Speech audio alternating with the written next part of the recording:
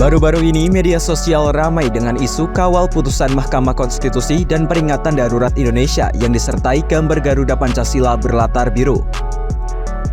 Merebaknya isu tersebut memicu aksi demo yang akan berlangsung di sejumlah kota, salah satunya di depan gedung DPR RI pada Kamis 22 Agustus 2024. Lantas, sebenarnya hal apa yang memicu kemarahan sejumlah masyarakat Indonesia tersebut?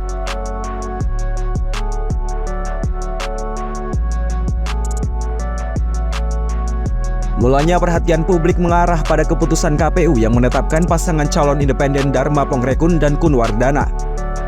Penetapan Dharma Kun itu dinilai bermasalah karena pencatutan NIK ratusan warga Jakarta yang sebenarnya tak pernah memberi dukungan ke pasangan tersebut.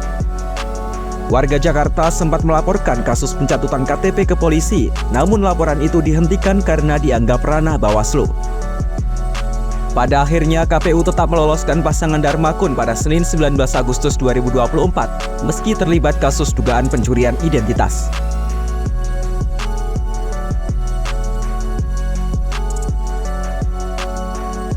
Pada hari yang sama, 12 partai politik yang tergabung dalam Koalisi Indonesia Maju Plus mendeklarasikan pasangan Ridwan Kamil Suswono di Pilkada Jakarta 2024. Pembentukan koalisi gemuk itu dinilai berupaya menjegal Anies Baswedan untuk maju ke pilkada karena hanya menyisakan satu partai yang memiliki kursi di DPRD DKI Jakarta, yaitu PDI Perjuangan. Anies pun terancam tak bisa maju karena PDIP tak memenuhi ambang batas pencalonan 20% kursi di DPRD Jakarta.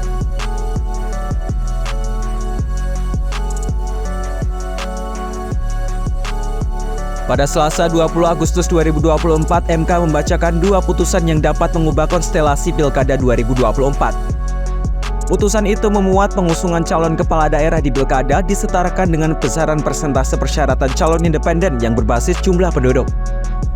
Khusus di Jakarta, parpol atau parpol gabungan dapat mengusung paslon jika memperoleh suara sah minimal 7,5% dan tak lagi 20%.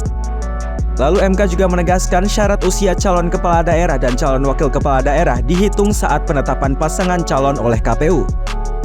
Putusan MK soal batas usia itu berbeda dengan putusan MA yang menetapkan usia minimal dihitung saat pelantikan calon terpilih.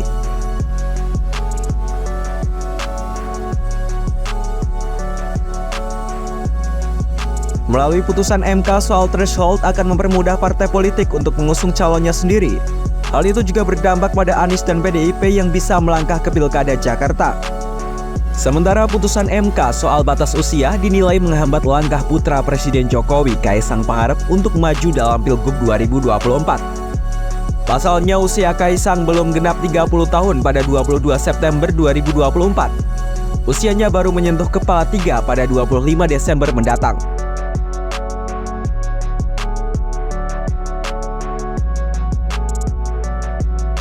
Sehari setelah putusan MK, Balik DPR RI menganulir sejumlah putusan MK terkait syarat ambang batas pencalonan dan syarat minimal usia calon kepala daerah. Namun revisi undang-undang tersebut tetap disetujui dan dibawa ke rapat paripurna untuk disahkan menjadi undang-undang. Padahal, menurut pakar hukum UGM, Oce Madril, putusan MK bersifat final dan mengikat semua lembaga termasuk DPR.